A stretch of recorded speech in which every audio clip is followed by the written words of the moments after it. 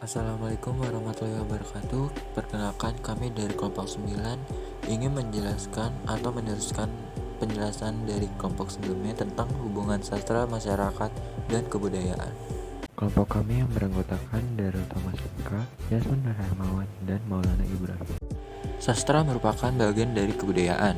Bila kita mengkaji kebudayaan, kita tidak dapat melihat sebagai suatu yang statis, yang tidak berubah, tetapi merupakan suatu yang dinamis, yang senantiasa berubah.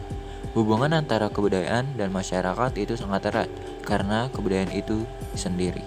Sosiologi sastra.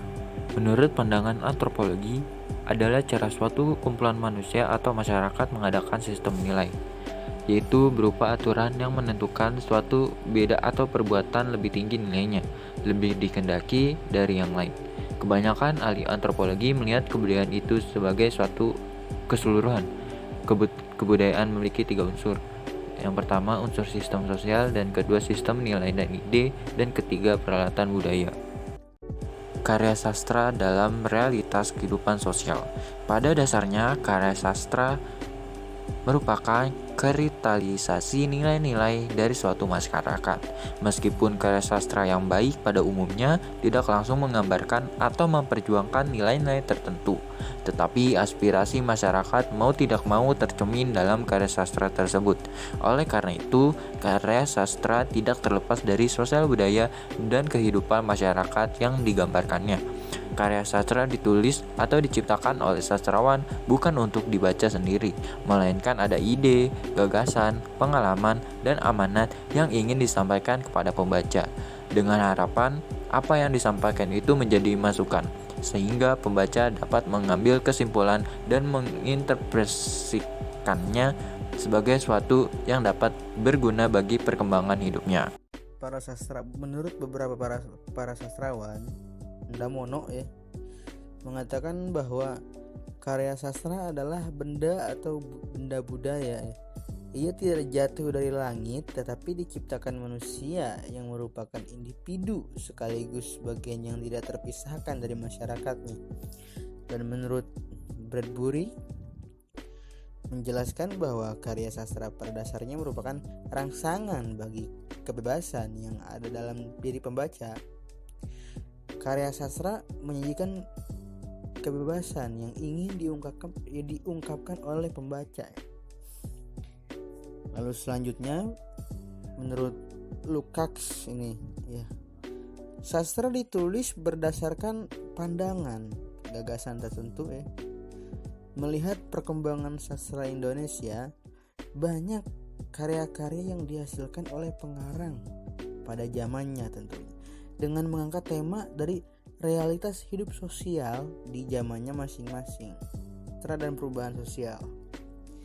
Kehadiran sastra dalam hal ini, susastra, yaitu sastra yang baik, merupakan salah satu sisi yang menarik untuk lebih mendalami sesuatu, karena susastra merupakan salah satu wujud dari pengalaman hidup seseorang.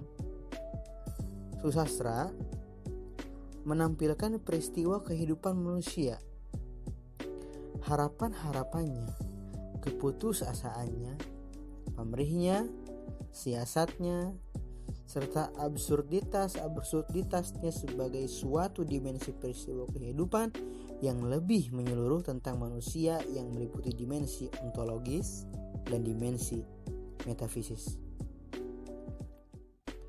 Pengarang termasuk dalam golongan marginal man, yaitu manusia yang berada dalam batas dua kebudayaan atau lebih yang berbeda dan saling bersentuhan.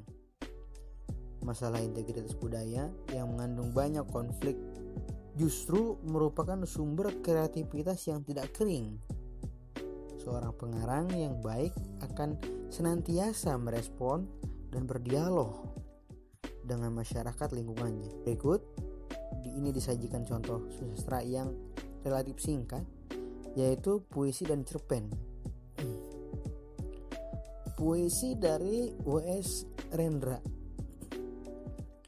Pernyataan rakyat menghadapi kekuasaan yang tak adil. Lalu dari puisi Taufik Ismail, yakni Student Power. Puisi Sapardi Djoko Damono, situasi ekonomi, politik, dan sosial yang konkret.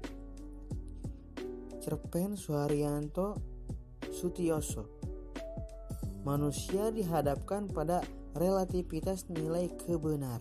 Sastra sebagai sumber nilai bagi masyarakat. Terdapat berbagai macam aliran dalam karya sastra. Salah satunya adalah aliran realisme.